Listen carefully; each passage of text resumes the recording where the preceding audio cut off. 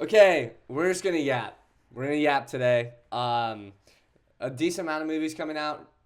We are going to finally do our review. I don't think finally. I mean, it came out last week. Came out last week. Scream. And we're gonna do Scream. To be fair, you had to watch 6 movies to get prepped for the new one. So it was kind of on me a little bit. I should have probably been more consistent, but no, I'm at 5, and 5 was good, so it really motivated me to see 6, and I guess 7 is getting whatever amount of reviews, but I will judge it. I will be impartial.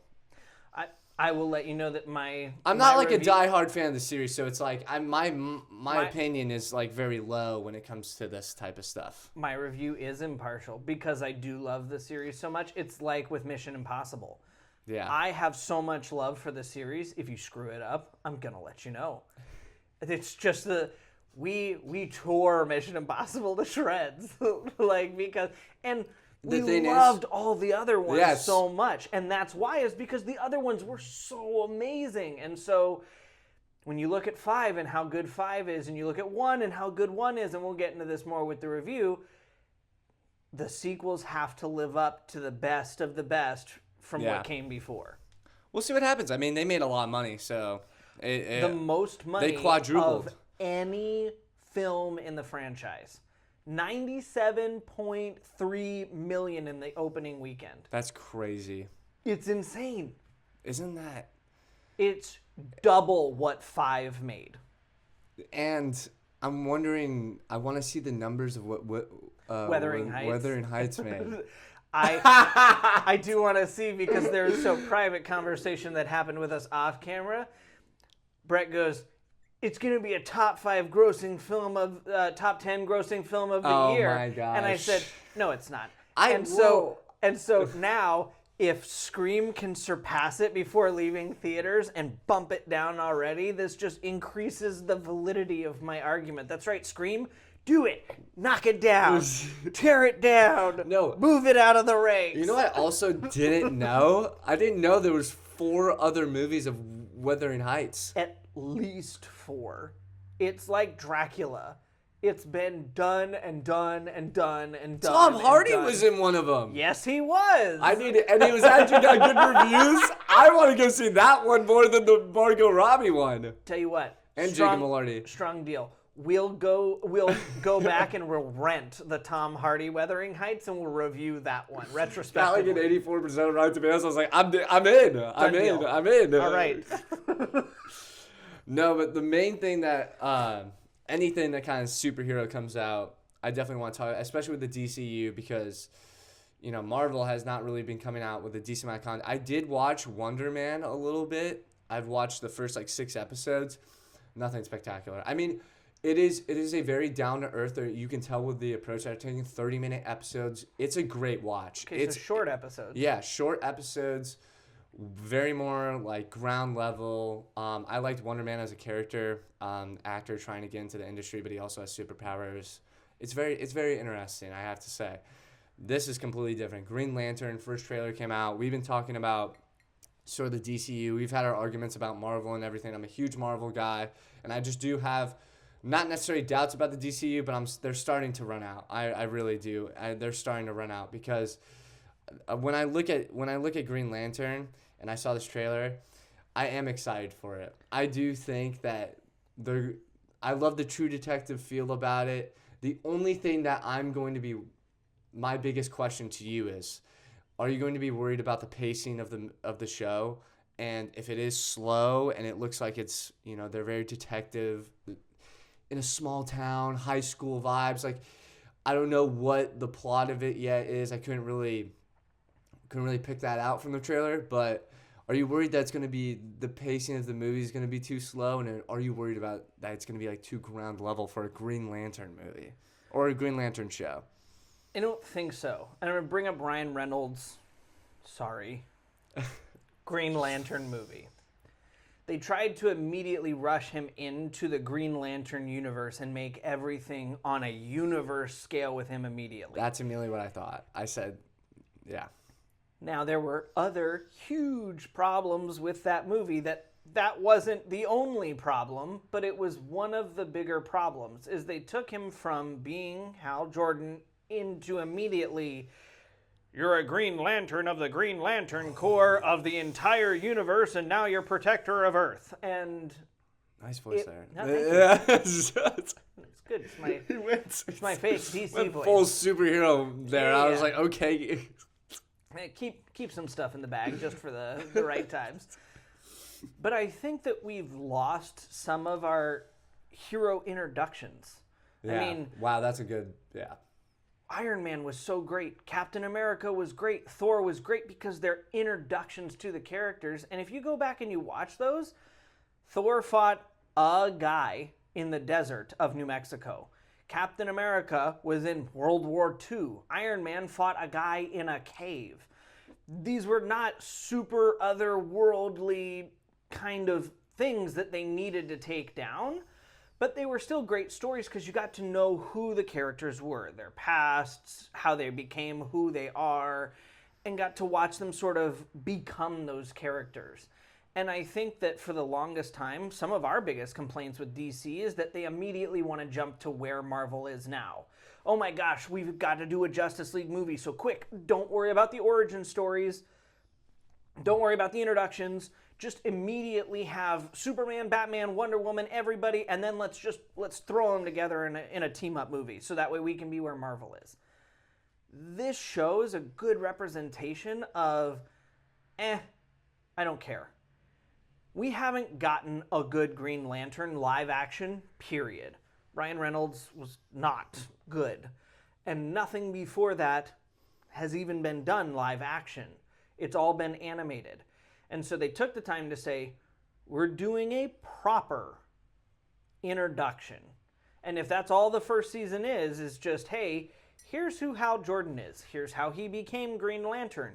Here's his protege. Here's them training up. Here's them discovering, some minor problem on Earth as they, transition power from who's in charge to who's not in charge and whatever else the case is. And season 1 is their origin story. I think that's great because we don't get that anymore. I totally agree with you. And the DCU is taking, under James Gunn, is taking the correct approach. Like you talked about, and people always, for some reason, I feel like I've been seeing flack on Phase 1. What are you talking about? That was amazing. That was like, we were going to theaters and you're like, okay, I'm getting a Captain America and everything that led up to that, because when you get those intro stories, I love the first Captain America movie. It's great. I rewatch it all the time. It's a very rewatchable movie. And then you look at Iron Man, come on. That is the first Iron Man is iconic. Obviously, the ending fight sequence is kind of whatever, but the build up to it is amazing, and the introduction to the character is awesome. I mean, people still play clips and scenes of that movie to this day, and the ending of that movie is great. It's awesome. He goes, "I am Iron Man." Boom. Credits. It's some of the best ending to a superhero movie you could ask for. So when we look at Supergirl, Clayface, the Lanterns, all this stuff. I mean, Superman. Peacemaker is not even a main DCU character, in the comics at least, or at least what I, come to think about when it comes to Justice League and stuff like that. He's sort of like an anti-hero. So, but he still got his introduction. He still got his introduction. People loved his introduction, and people went and watched season 2. I don't know how people felt about season 2. It was kind of mixed reviews, whatever. But James Gunn is taking the right approach here when it comes to, like you talked, that was such a great take on you, saying we've lost the plot on introducing superheroes. You have to introduce the character and have a good intro movie. That's why, you know what Superman kind of felt like me? It was a great introduction to the character. We've seen so many renditions of the Superman before. Supermans. So it was a great introduction to the DCU Superman, while also giving us other characters that they can do intro movies for. Well, we got Hawk Girl, we got a little peek at the Lanterns, we got some of these other side characters, but you still got to see Clark Kent.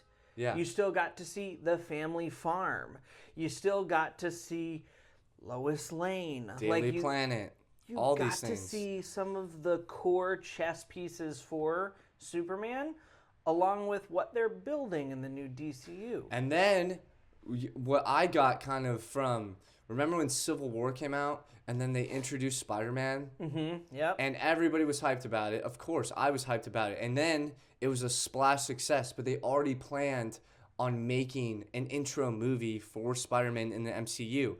The ending of Superman gave me that sort of vibe with Supergirl. Yes, yeah. Yes, I think that's a perfect correlation to it because you look at it, end credit scene with Civil War and him opening up his spiderwebs and then boom, light pops up. We know there's going to be a Spider-Man intro movie.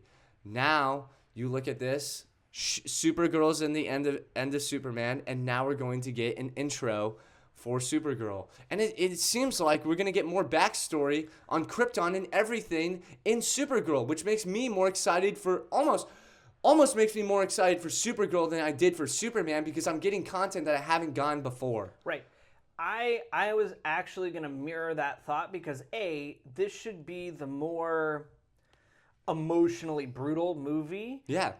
And we get so much story. This is not story we're used to getting live action ever. We've been clamoring for this for years. Right. In every Superman rendition, I mean, you talked about it. We've gotten gobs over the years between Matt Reeves and Snyder Cut and tons and tons and tons of Superman. Smallville. We never get to see Krypton, the destruction of Krypton. Mm-hmm. It's in the trailer. I know at least for a few minutes I'm going to get to see some of it. And that's more than we've ever gotten before. And if for nothing else, that makes me want to run to the theater and go, okay, I got to know what happened. Exactly. And that's what I think is the benefit of making Green Lantern a series. Because you're going to get a lot of introduction to Green Lantern. And Green Lantern, he's a very popular superhero character. And people want to see him on the screen and definitely get more of his, mythology almost fleshed out. I do. I mean, I think it's a cool design. It's a cool lore. My brothers love the Green Lantern comic book series, and there's so many funny, great characters with the Lanterns. Nathan Fillion's character. Oh, yeah. I mean, there's so much you can do with it, and making it a series, and it just seems like it's an intro. We're going to get introduced to Anthony Pierre's Green Lantern, and I think that benefits the character just much more because they're going to be able to flesh out so much more content with this series. And once you get the introduction to him, then you're going to be able to make a movie. Then you're going to be able to have a cameo of him in certain movies, maybe have him be a sidekick and maybe have him join up with Superman or wherever you want to take it. It's a great idea for them to make this a TV series, in my opinion. I agree. And when you talk about conflicts between Yellow Lanterns, Red Lanterns, so on and so forth. I barely even know that, but I've just seen it and I've heard about it and I want to know about it. Right. But that's history you can give in a TV show so much more in depth than you can give in a movie. You could do it season by season. Right. In a movie, you've got to give it in a quick 10 to 15 minute window or in flashbacks or something else like that. You can do a whole episode on here's how the conflict started between Green and Red. Yeah. That would be awesome. Give a very relatable Lantern character that's almost like an anti-hero that you kind of want to root for. Boom. Done. Right.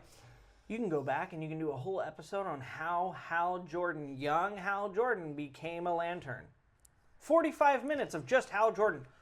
Dude, fantastic. Everybody wants to know that. Come on. Right.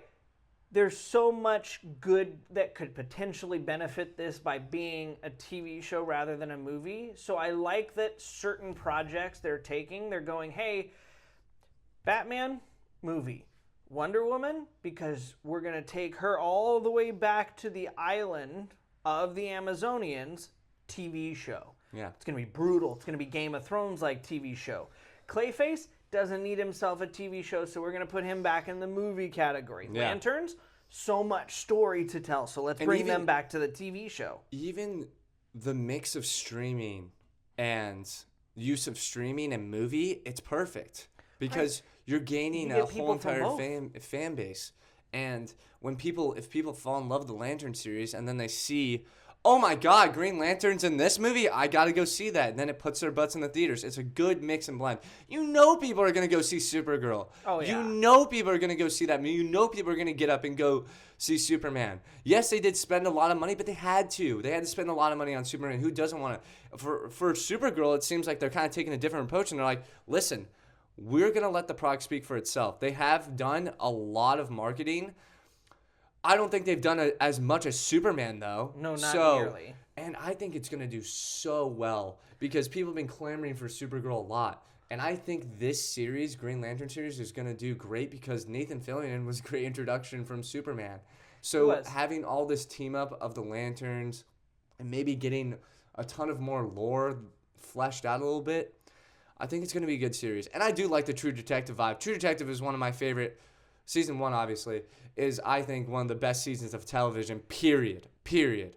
So it is really great. The fact that James Gunn is sort of taking that style of, giving... Well, and I like that he's got a different tone. He said this a while ago when he and Peter Safran took over as heads for DC. Mm-hmm. But he said everything is going to have a different feel to it. Not everybody is going to have that superhero bubbly kind of vibe to it. And so I love that this is getting yet another category of superhero. You've got the tired, disgruntled detective, sort of gritty feel to Green Lanterns. You've got PTSD, trying to live up to hopes and dreams, a little hopeful, a little difficult in Supergirl. You've got your typical Superman bubbly hero. Yeah. You've got horror and Clayface. Like, it gives everybody something that they like within this universe. You've got a little bit of, you know what? Bubbly isn't your thing? Head over to True Detective Green Lanterns. Okay, True Detective isn't your thing? You like horror movies? Stick around for Clayface. Yeah. We've got a little bit of everything instead of you kind of just have to like superheroes. Yeah. And that's what Marvel got into. That's what Marvel fell under when Guardians of the Galaxy came out. And Guardians of the Galaxy was such a huge success. They go, oh yeah, I guess we have to make every character funny. I guess we have to make, Drax just, everybody thought he was funny, so they're going to make him just a one-liner and have all these kind of like weird jokes. And not to James Gunn, but you look at every single Marvel movie, it had sort of that Guardians of the Galaxy feel to it of just one-liners and here and there. They did become very kind of copycat of each other. Yes. In terms of feel. Yeah. And I think that is a negative. And when I saw the trailer for Supergirl, I said, the only thing I'm worried about is that it just feels almost like too James Gunny like all the time for all of these projects. But now that I look at Lanterns, I go, I'm confident that Supergirl is going to be something completely different. And you never know. They probably will come out with another trailer that will show a different tone to the movie. And I think they're going to explore her backstory and why she is how she is at the end of Superman. And it's going to be great. I heard it's kind of really like page to page, sort of like Supergirl's intro comic, which is good, which is awesome. I'm super excited for the DCU with all this stuff that's coming out. There's just more content coming out from the DCU standpoint. And like you said, that was such a great take because people have lost sort of the plot when it comes to introducing a superhero, giving a ground level good story and introducing you to a character. Yes, everybody does know Green Lantern, Spider-Man, Superman, and their backstories, but introducing your version of the character is very important to the audience. And I mean, the way they're mixing it up from streaming to movies is really good, because if they do have plans for maybe the Lanterns to be a very important role in the Justice League or something in the future, you're going to have a lot of content to base that off of. And Marvel's doing it too. They're coming out with a lot of Daredevil stuff. And I talked about it too. I have to admit this myself. Like, I have to get caught up on Daredevil content to be prepared for Brand New Day. Right. They're doing a lot, weaving everything together. And, give them credit. You talked about it briefly, but Wonder Man is an introduction TV show. Yeah. Now, we don't know where he goes after this, so it's hard to say how good he's going to be down the line. Mm-hmm. And I'm not super familiar with Wonder Man, but kudos to you guys for taking a character back down to its studs. Yeah. I don't know Wonder Man, so thanks for introducing me to him. And it's a good, like... I need to be introduced. Yes. This is the way it works. I need the Captain Marvel 1 movie again. If we're going to do new characters, show me your version of the character. I don't mind introduction movies. I don't always need to be in the 35th comic book of this character. Yeah. Show me an introduction. Wonder Man's one I still need to watch. But knowing that it's his introduction has me excited for, okay, let's go meet the guy. Yeah. I'd like to go meet him. Somebody new, something fresh, and it honestly is something fresh and very down to earth. It's very small and... You know, it's nothing like too crazy, which is what I liked about it. It was an easy watch. I'm on like episode 6 right now, and I need to finish it, but I will probably finish it today. But yeah, overall, I mean, the DCU is definitely in a good spot. I'm really excited to see Anthony Per's rendition of Al Jordan, correct?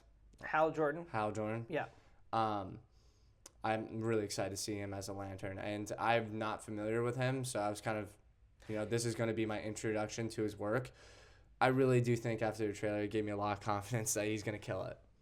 Yeah, I'm interested. I'm going to keep all of my Green Lantern lore theories privately tucked away because right now there's a lot going through my mind, and most of it's already circulating online as to why Hal's got a suit hanging on a hanger instead of transforming with the ring, or... We could deep dive into that for way too long, and I've read too many comics. So I'm not even familiar, so like you would just be ranting. Right. And so we'll leave all that for I'll later. do my research. I will say that there's so much interesting things from the trailer that got me asking questions, and that's what I like about good trailers. Yeah. Is I don't want all the answers. I want you to have me asking questions and going, I wonder. Yeah. Reel me in. But, speaking of things that are not down to earth, you started reading again about something that's very not earthbound. Oh my goodness. And I took the Red Rising pill. Yes, you did. Yeah. This is the most I've read in my life.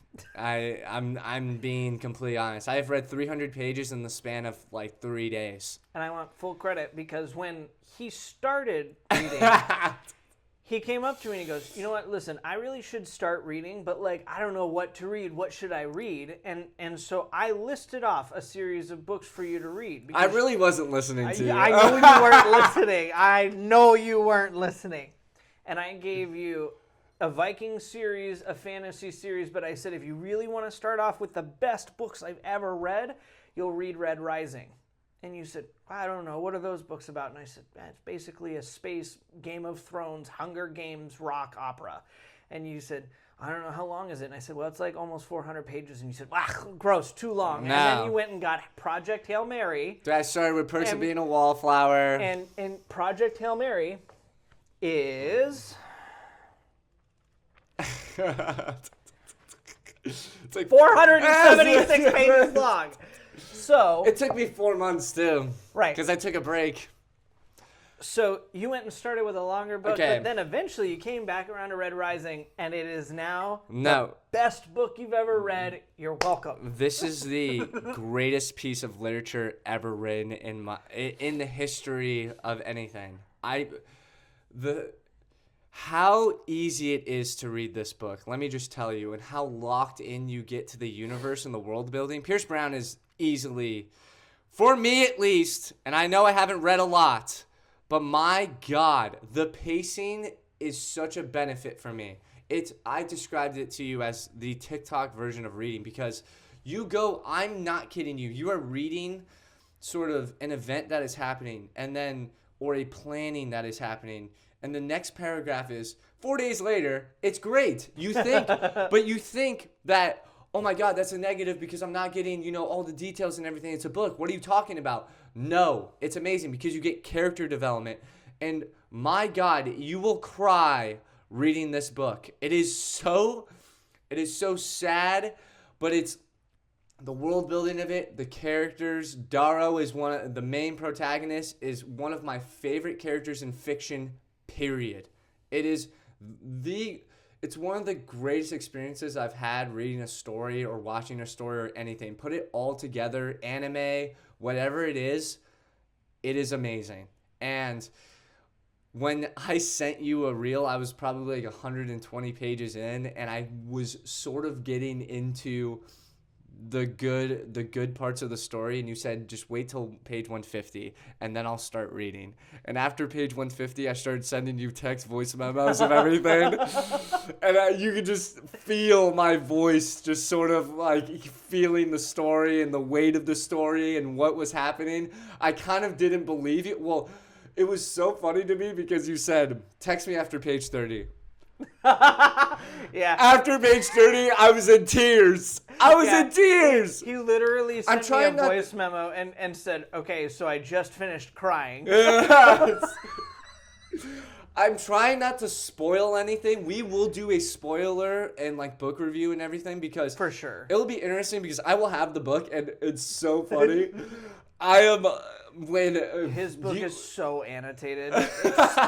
I saw just 2 pages and like the whole thing is just underlined or circled or question marks. When action is happening, I have the habit of just underlining the whole entire thing because I'm just locked in and I'm like, okay, important, character development, everything. But no, genuinely, when you're talking about one thing that I love about Pierce Brown's writing is how philosophical it is. There's so many great lines, and you're reading something about a character, but then all of a sudden he throws in the most philosophical thing that I've ever read in my life about either man or power or civilization. And the fact that it's so futuristic helps too. I feel like we've been, like with Game of Thrones, it's almost medieval times, but yes, there's dragons and there's sort of like mythological things. But the fact that this is taking place on Mars, it's very planetary and it's so sci-fi. It's like a mix of Game of Thrones and Dune. It's truly amazing. And I'm trying to keep it super general. I would love to talk about, Darrow and his character development and everything that happens to him. But I'll save it. I only have 80 more pages left. I'm going to literally start reading as soon as we're done with this. But Red Rising is truly the greatest piece of fiction I've ever read in my life. And I know I understand that I'm not the source to do that because I've only read 6 books in my adult life now. But I don't think that anything can top it. I know that Dune is super long, and I just don't think the writing style I can connect with Dune. I haven't read it before. I know it's great. I understand the hype around it. But the pacing of this and how much story he covers through 400 pages is truly crazy.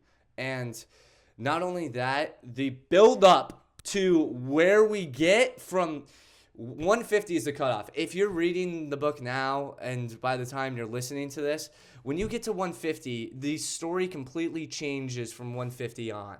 And it's some of the greatest piece of fiction I've ever read in my life. And I thank you for suggesting it because now I've already bought the second book. It's coming today. Of course. So, and the reason why we're talking about this too is they will make a TV series of this. Right now, I truly believe behind the scenes, there's a bidding war going on for Red Rising. There has to be. There's a bidding war that's going to shoot up to anywhere from 500, 600, 800 million just for the first season. Yes.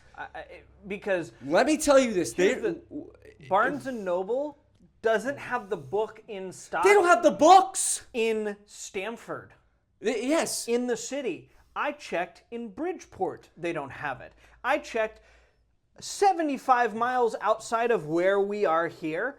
They don't have it. I had to order it on Amazon to get my third copy, but I had 2 really nice ones, so we're not going to get into it. But I had to order it off Amazon just to get a copy of the book at all because nobody else has it. It's the fastest growing book in popularity, and it was released over 10 years ago. It is one of the most talked about things online, And the fact that Pierce Brown recently just came out and said, hey, by the way, it's greenlit, but wouldn't tell us who, just tells us that Netflix, Paramount, Hulu, HBO, everybody is sitting there with blank checks going, just tell us how much. Just tell us how much. Just tell us how much, please. We'll do it. Just tell us. If they do this right, oh my God. I was talking, while I was reading, the visions of certain scenes and what I would compare it to, you know, I don't even want to say characters' names, but certain speeches, for example, and I go, oh my God, if they do a full setting of this moment and they get the scale.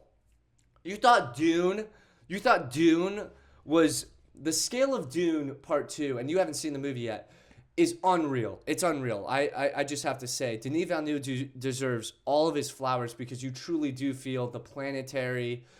If it's on the level of Dune, maybe even exceeding that, oh my God, this thing will blow everything out of the water. And you're still, in book 1, you're so surface level. Even characters talk about how we're only here and there's still stuff going on outside of where we're at right now currently in the story. Pierce Brown, the characters are going to be unbelievable. We have to talk about, I have to look up actors that I think would be great for certain characters, but in my opinion, it has to be open season. It has to be open season. You have to earn your way to get this role. The way that I agree, because here's the thing. I think that too many people look at these roles and go, oh, I think I could pick somebody to be in that role. And I look at it and I go, no. Because the best, most iconic roles that were ever cast for the most important book adaptations of all time were people off the street. Yes. Daniel Radcliffe was a kid off the street. Emma Watson was a kid off the street. These guys were not, oh, well, I saw him in 20 other things. I saw her in 20 other things. They were, dude. No. Emma Watson came in and was in the middle of studying her butt off, literally being Hermione Granger before her audition. Yeah. Okay, she looks the part. She is Hermione Granger. Make her Hermione Granger. They were going to schools asking what your drama department. Boom. We're gonna give them auditions. It's crazy. I want you guys to take that same level of dedication and find me Darrow. Find me EO. Find me Servo. Find me Fincher. Find me all of the characters exactly how they're supposed to be. Don't go pick me if Pedro gets cast as a single role in this TV show, I'm not watching it. Go get me the right actors. Oh, you said, I was like, wait, what? That's like Pedro Pascal. Pedro Pascal. I was like, Pedro. I was like, what are you talking about? I don't need another popularity cast. No. And listen, I gave him his flowers for Fantastic Four. He did good. But he doesn't belong here. He belonged in Game of Thrones. He doesn't belong here. This makes I agree with you completely. This makes Game of Thrones look like a kid's show. I'm sorry. It does. It makes Hunger Games look like the TV show they put on in the Institute like Katniss Everdeen, entertain the kids before sending them into the games. It's unreal. And the thing is I do think that having a TV series, they're gonna be able to kind of like flesh it out because the pace in the book is crazy. There is a lot of material, but if you are able, I mean, the first like 50 pages you could do in one episode. Oh, you could do it in one episode. Easily, you could do it in one episode, and it would be the most devastating pilot. Oh my God. Of all time. Oh my God. I mean, his opening dialogue with just a pan of Mars and the infrastructure and the Helldivers and I'm crying just thinking about it. Vipers and watching EO skip over the surface of Mars and him in his Helldiver as his speech is just going down word for word from the page and then snapping to him in the Helldiver digging. I mean, it would be the most bone-chilling absolutely epic, devastating, soul-crushing, awesome pilot of television ever of all time. From episode 1, and that's the thing, and right from the start, it only gets better. The reason why I say it's that's not even a negative. The reason why I say it's like the TikTok of reading is because you're hooked in right from the jump. There's no fluff. There's no here's our characters, blah, blah, blah. And the fluff, it's meaningful. It's the details of every single character conversation feels epic. It feels the greater scale of... I'm going to pull a line you said to me. You came up to me at work the other day and you said, for the first time, I actually understand what you mean when you say you can see the books. Yes. And that's what this book does, is that he does such a good job of writing. A lot of books, especially if you're not a huge reader, sometimes it can just feel like a task and a chore to read books. Pierce Brown does such a good job of literally bringing you into this world so you feel like you're experiencing it. And this story is just an experience. And so a TV show that can visually pull people into this is just the next evolutionary step into what this story needs. There's 4 scenes that I say, 5, they have to get right. And I say, if you don't get this right, the TV show is ruined. Well, and there's that's what encourages me about the show, is Pierce Brown has always said, he's been talking about a TV show for this series. How old is Pierce Brown, by the way? He looks like he's freaking 30. I don't know. He doesn't age. He's a gold. He's fine. That's actually such a great actor. I can't comment on it other than that. But he's been talking about this TV show for 10 years. And he's literally... I couldn't do that. He's literally said, I will not make it unless it's done exactly right. This is not a YA TV show. I'm not pandering for fan service. I'm not pandering to make it available to a wider audience. I am making my story, or it's not getting made. And so that encourages me to know that when we get the show, because if you look at the popularity right now, we're getting it. There's no chance. Right now, there is a war room going on. There's a war room going on right now where it's the sides are getting sharpened. It's literally Paramount, Netflix, and then Hulu, whatever. I mean, Disney, it seems like Disney. Disney's got no shot. They can't do something that violent. No, they can't. There's no chance. Amazon could throw their hat into the ring. Oh, Amazon. Yeah, I think it's between Paramount and Amazon. If you ask me, it's probably Paramount, Apple, and Amazon. Apple will probably throw Apple some cash. just bought Sanderson's new show, so they may be a little low on cash, but who knows? Don't count them out, because this show, when we talk about how much money Game of Thrones made, I'm telling you that my estimate is that it pulls in double just from its first season. Let's just put perspective on this. You thought, you thought Knights of the Seven Kingdoms was if that's pulling in 24 million views and people are saying that's the greatest thing they've seen. Just wait till you get this. I literally don't care about Knights of the Seven Kingdoms compared to a Red Rising TV show. It's not. If I had to put it on a ranking, Red Rising sits at number 1, and there's no show I'm more interested than Red Rising. And Knights of the Seven Kingdom, in comparison, sits all the way down here in the 30s. It's not even close. Listen, I love that kind of story. I do, but Red Rising is such a good story that it's hard to compare to even some of the greatest stories that are being told on television right now. I think... Oh my God! I'm just thinking about scenes that just need to be adapted, and it's like I came up to you and I said, because yes, I got visuals, and I told you, I said if this is made, and it looks like it's gonna be, and people are already coming out saying it's a masterpiece. Project Hail Mary was kind of the first book where I visually could see and imagine the world and how the writing sort of gave me a visual presence on what it was going to look like. No green screens in that either, by the way. That's crazy. They said everything on the set is built. Oh my God. Saw that the other day. Most insane thing ever. No wonder. It looked amazing.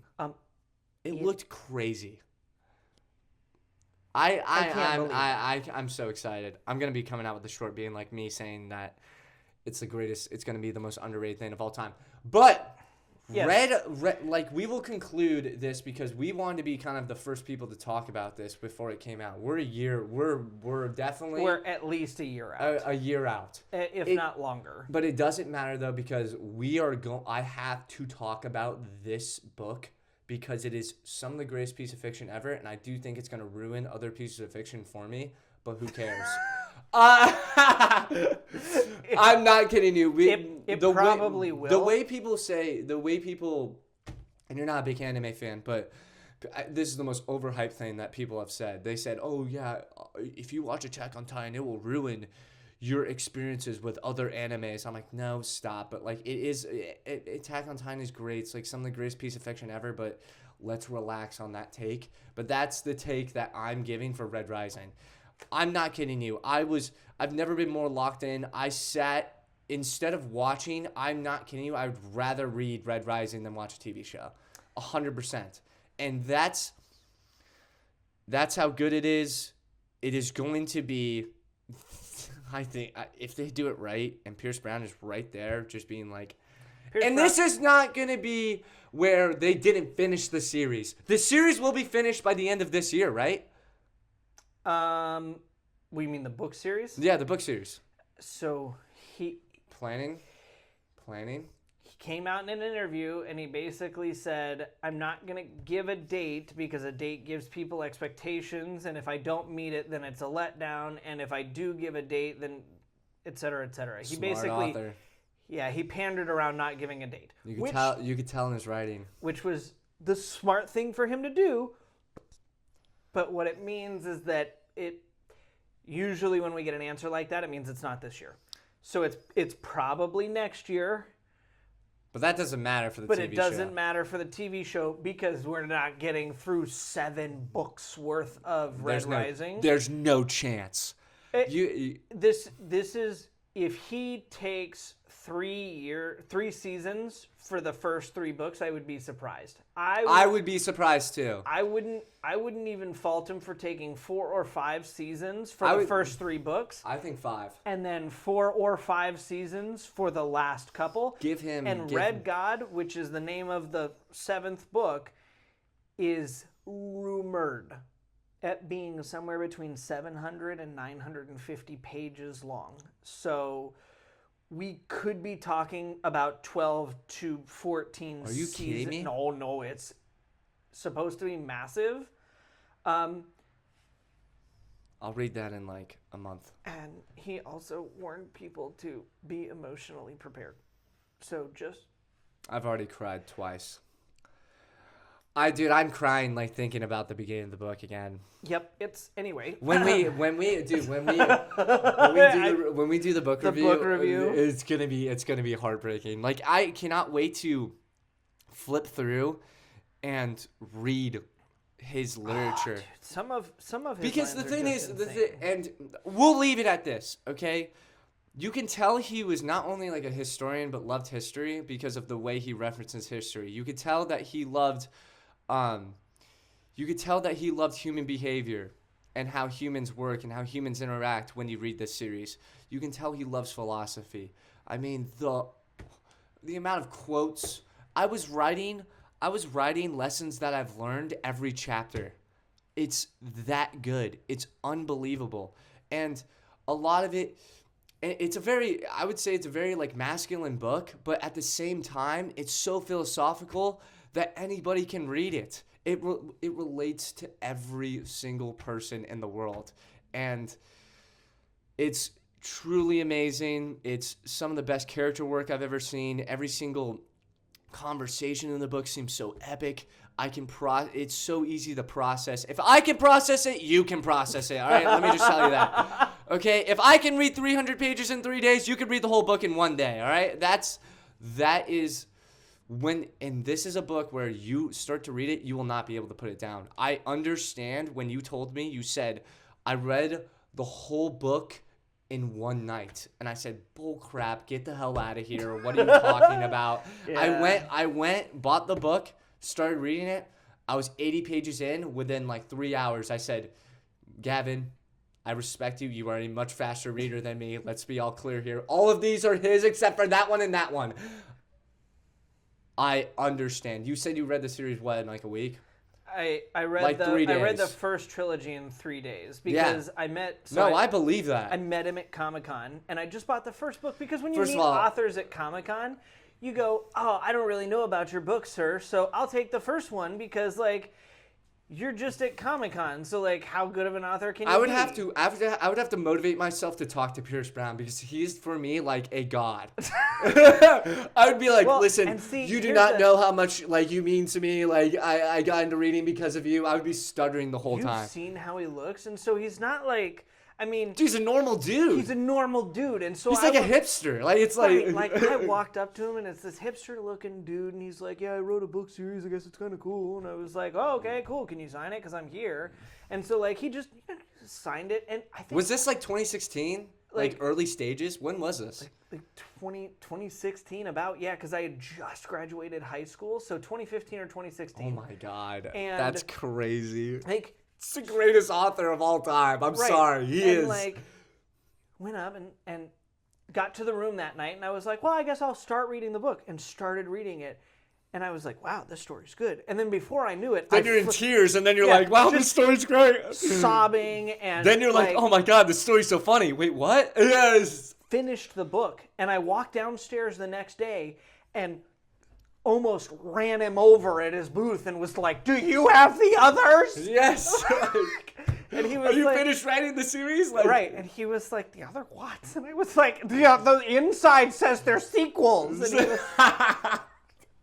he was like, "Oh yeah, no, I have the sequels." And I literally just took a wad full of cash and I was like, "Please and thank you." Dude, and it's got them, had him sign them. Read the second book that night, read the third book the night after that.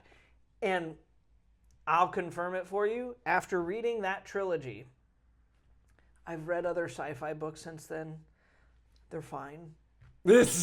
They are. They're fine. There's no fluff with this dude. There's no fluff. It's all impactful. Everything. Right. I like other sci-fi books. It's not that I don't enjoy other sci-fi books, but man, I started reading Red Rising again to prepare for Red God. I can't. And it's just like I immediately got so locked in. I'm literally like getting emotional thinking about scenes. I don't know why. I just can't, dude. This is. I got the book last night.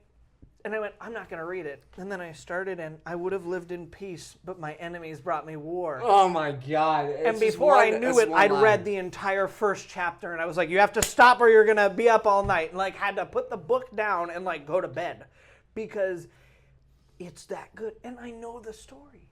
I know the story. And so but it doesn't matter because the book is so good that I was like, all right, so here we go again. It is what it is. We could talk about this for hours. We could. So let me just say this. Let me finish it with this. You will laugh, you will cry, you will hate, you will rage, and you will love. You will feel every bit of emotion. And I literally sent you, I said, dude, I have to send you this before something happens. Like he's doing it again. He's lulling me into a sense of confidence. I have a brief sense of security. Heaven help. Yes. And so glad that we're going to be a year ahead of everything because we're going to do a whole entire, when I finish every book, and I will try and finish as fast as I possibly can. Do book reviews for every one of them. We're going to do the book review like pretty soon. I'm probably going to finish the first book like today maybe, but we'll see what happens. Give me 2 days. All right, dude. And I started reading after you on purpose. I get it. Like, you literally texted me. You go, I'm impressed. And I said, that actually, you know what? That actually made me feel proud about myself for the first time. Impressed. You know what? He's going to finish a book in less than a week. I'm looking at it right now going like there's no way he doesn't finish that today, especially at the pace you've been reading. Oh, it's 4 months for Project Hail Mary, straight down to 4 days for Red Rising. You cut your time in half by 100. Like, it's just that good. It's just that good. I'm it's so proud of you. We'll skim over these next like 2 topics because I'm happy that we spent that much time on Red Rising though because it needs to be talked about. It needs to be talked about. Go read. Voldemort's casting. Okay, there's been a lot of talks about this. For some reason, I get ever so often I get a Instagram post, Twitter something. I'm going to ask you just a simple question, man. You are probably one of the. It's so funny because I asked you a simple question. I said, after reading Red Rising, and I go, what do you think is, like, when it comes to Harry Potter, what is, because I described to you sort of the world building and the characters and the writing style of Pierce Brown. What, in your opinion, is the, biggest benefit or the strongest suit to reading a Harry Potter book? And you go, the character intuition. And I immediately had an awakening in my body, and I go, bro, what? And you described to me the difference between the ending of movie and book, and I go, what were they doing? I immediately said, what the hell are they doing? Right, because it changes the characters. It changed my whole entire perception of the movies. It's insane. Right. And so the casting for me, especially for Voldemort, who's largely makeup, it comes down to, listen, I like the better actor. I like both guys. Killian's the better actor. I would rather have Killian. At the end of it all, I want the Harry Potter TV show to do what J.K. Rowling has promised us it's going to do, which is to tell the story of the books. I'll always love the movies. The movies are always going to be good because they were a part of my childhood. They were what I grew up with. They were really great.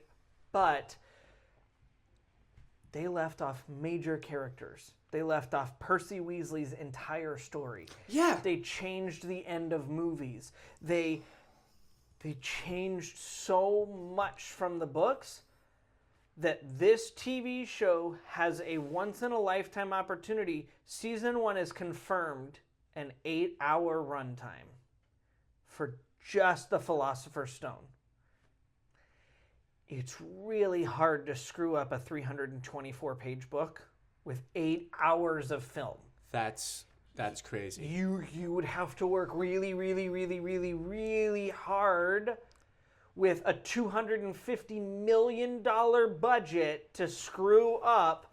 They built the school, man. Right. 8 hours for one story. I need them to focus on telling the book's story. I read The Philosopher's Stone recently, specifically so I would know what I missed, because I've also watched the movies recently, and upon reading the books, I did get a little angry, which I haven't gotten in a while because I haven't read the books in a while. You know how jealous I was of you? I was kind of like, it's so funny to me because I felt like a bully in this moment, but you were reading at work, and you were like, already read 150 pages, already know 3 differences from the movie and the book, and I go, dude, can you just shut the hell up right now?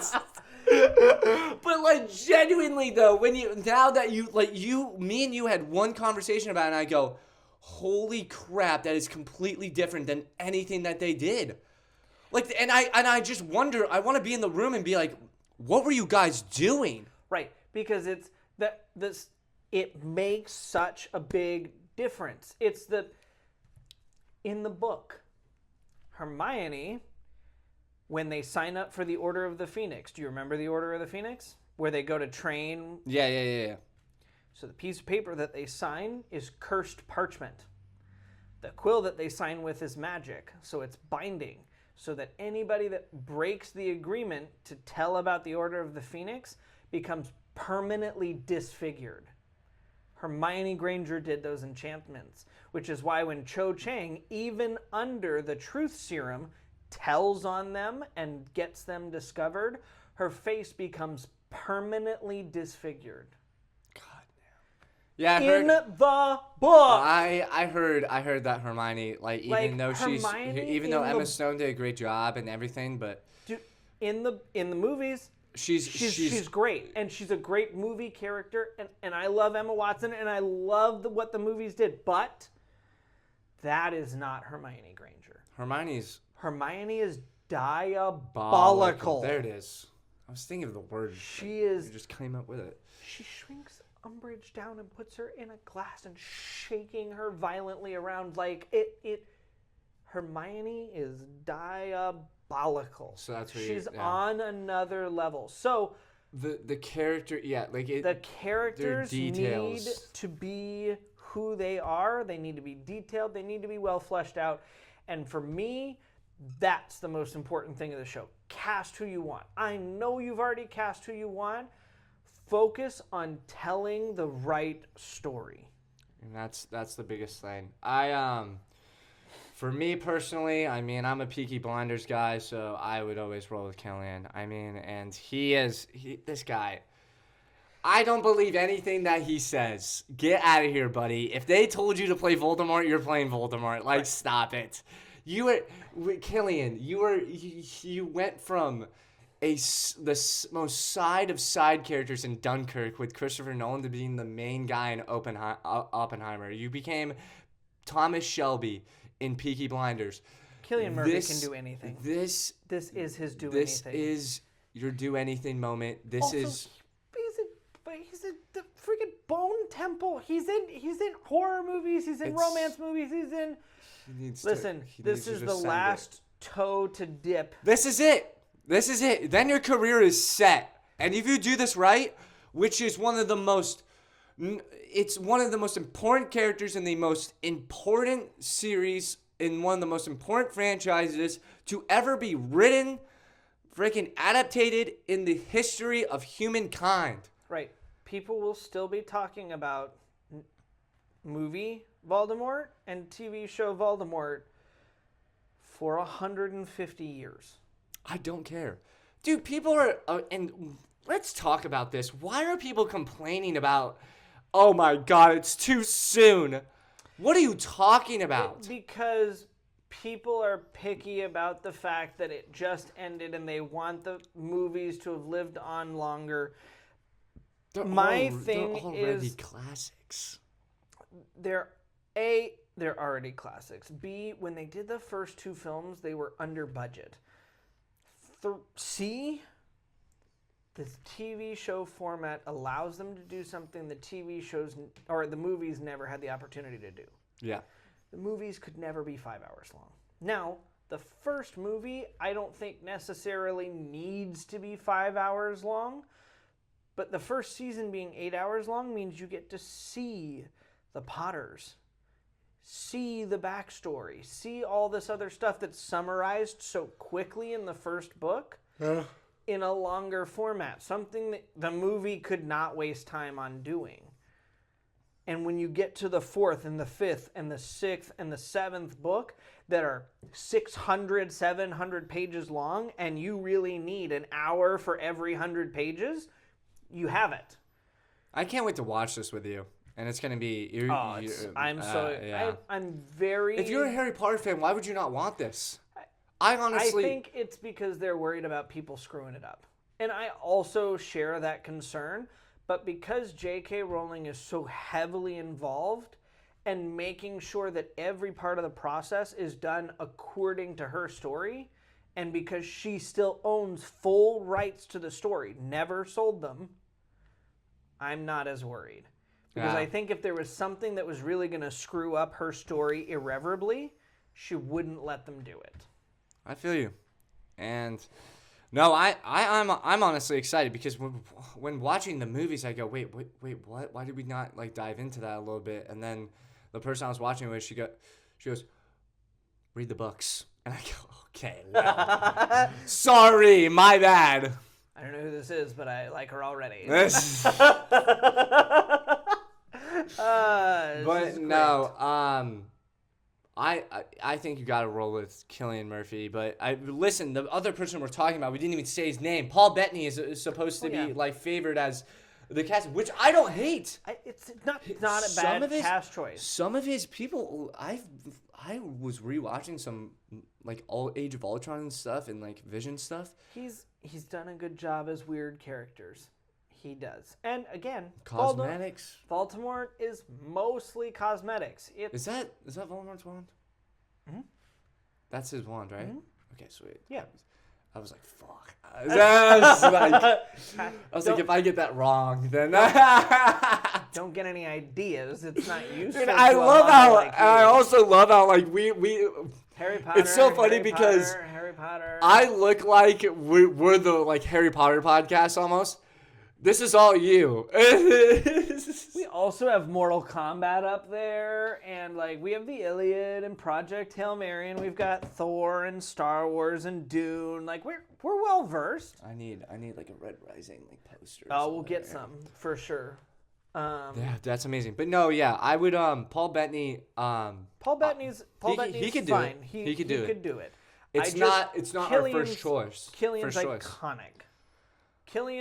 Cillian's the guy that you go, if I could pick anyone, I would pick Cillian. Yeah. Because he's literally perfect for that role. He can just immerse himself into a character like nobody else. Right. This is there's some roles that you just look at people and go, I feel like you were meant to play that role. And for me, Ryan Reynolds with Deadpool, Cillian Murphy with Venom. Yeah, exactly. Voldemort. Exactly. There's just some people that you look at and go, Hugh Jackman, you're Wolverine. It's not that like other people can't play Wolverine, but like doesn't Cillian Murphy kind of like look like an adult version of Voldemort too? Like if he wasn't the non-evilified. Yeah, like if you shrunk him down to a kid, he would look like Voldemort. In the first couple of books, he does appear without the nose and other things, and so adult Cillian Murphy would be just perfect. My God. We're going to keep on. I think. Just thinking about it gets me excited. Part of the curiosity is what they're trying to cultivate, and they're doing a good job with that. Yeah. It gets people talking, clearly, and that's good. Yeah. I'm going to ask one question on our last topic. What is it? Are you mentally prepared for the final season of The Boys? I don't think I really don't think I am anytime when I first watched The Boys. I mean, that's like Red Rising sort of level. It very Oh my God, I gotta shut up about Red Rising. Holy crap. But we're getting a reunion in this one. This is my biggest thing for season 5. Mm-hmm. Eric Kripke, who is one of the creators of the show, created Supernatural. On the cast list for the final season, you have Jensen Ackles, or Dean Winchester, Jared Padalecki, or Sam Winchester, and Misha Collins, or Castiel, all reuniting for the final season of The Boys. And they've all described it as the most bloody, traumatic, horrible thing ever. I mean, I want them. Whenever I watch The Boys, I kind of am like, is this head going to explode? The Boys is the one show where literally anything can happen, and them announcing this is the final season, and the trailers that have been released that show the fallout from Gen V, the fallout from season 4, the fallout from everything that's happened so far, and what we're being shown for potentials for season 5. I'm playing. Here's the thing. The thing that I'm really looking at, the two things that I want to know is like, how are you going to cap Starlight's story? Because her story is very important to the series and very important to, because I feel like she's been a focal point from day one. She's almost like that perspective that is like inside, like has thought this whole entire institution and stuff like that. was this great thing, and then she learned that it was all a lie very quickly. I'm interested in how they wrap up that storyline. Then Butcher's the main one. I mean, Butcher, Homelander, and Ryan's son are just the main things that they need to nail for me. They need to really, almost make it sort of, because the end of season 3 was definitely really brutal. And it was brutal. And it was a family kind of connection too, very deep rooted character connections in that final episode of that season. Season 4 crushed me. Season 4 crushed because they just leave you on that huge cliffhanger. Yeah. I mean, just hey, by the way, who knows? End of season 3 was more personal. End of season 4 was a cliffhanger that was like, what? I can't believe you just did that. That is almost completely against Butcher's character and everything. I'm interested to see how they wrap up Butcher's character. We will probably just do, I don't think we need to do an episode by episode. We'll do a season 5 review. Maybe penultimate episode and then season finale maybe. Why don't we do that? Let's do 1 through penultimate and then final episode. We used to have jobs, and it's tough to it's tough to keep up with. You know, if you guys would start watching this enough, we could make money on here, and then we could, not have jobs. I have to start editing more clips to do that. But no, I mean, The Boys. It's going to be one of the all-time great shows. And Eric Kripke, and many of these actors, Carl Urban, Jack Quaid, Aaron Moriarty, who's been struggling have made their careers on this show. They've made their careers on this show. Like, they will forever iconically be known for this. And I remember when the first season came out and everybody was kind of looking at it like, what the hell am I watching? Like, violent superheroes? Like, and we're supposed to get excited about this? And then they actually watched it and it took off. And now Jensen Ackles has a Soldier Boy prequel show. Then Invincibles comes out the same time, and it's sort of this blend of animation kind of like real life superheroes if they didn't hold back, and then you have the real life superheroes that didn't hold back. Omni-Man, which is in the past, and it's unbelievable. They do such a good job of building a whole universe and of taking a unique brand of superheroes in a world that's almost oversaturated with superheroes and making it completely their own. Yeah. The cliffhangers of season 4 are unreal. When Kimiko speaks... Oh, jeez, dude, I cried. Sweet! I